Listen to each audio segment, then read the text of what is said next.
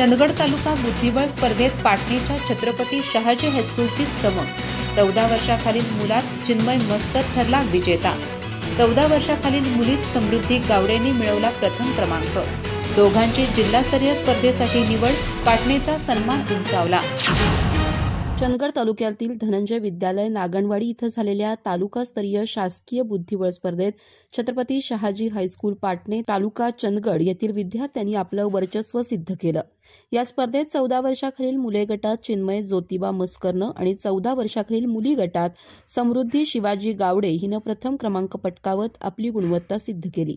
या दोन्ही विद्यार्थ्यांची आता नृसिंहवाडी इथं होणाऱ्या जिल्हास्तरीय स्पर्धेसाठी निवड झाली आहे। बुद्धिबळ हा संयम, नेमकेपणा आणि चाणाक्ष डावपेचांचा खेळ मानला जातो। चिन्मय आणि समृद्धी यांनी शांतचित्तानं आणि नियोजनबद्ध पद्धतीनं खेळ करत प्रतिस्पर्ध्यांना पराभूत केलं। त्यांच्या या कामगिरीनं संपूर्ण पाटणे गावासह शाळेचा मान उंचावला आहे।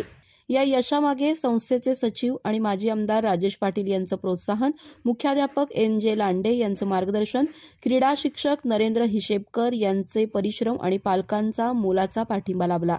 आत्मविश्वासानं खेळून विद्यार्थ्यांनी ही घवघवीत कामगिरी साधली। शाळा व्यवस्थापन समिती, शिक्षक वर्ग आणि पालक मंडळींनी यशस्वी विद्यार्थ्यांचं कौतुक केलं आणि त्यांना पुढील स्पर्धेसाठी शुभेच्छा दिल्या। ग्रामीण भागातील विद्यार्थी बुद्धिबळासारख्या बौद्धिक क्रीडा प्रकारातही जिल्हा स्तरावर चमकत आहेत, ही आनंदाची बाब असल्याचं मत स्थानिकांनी व्यक्त केलं।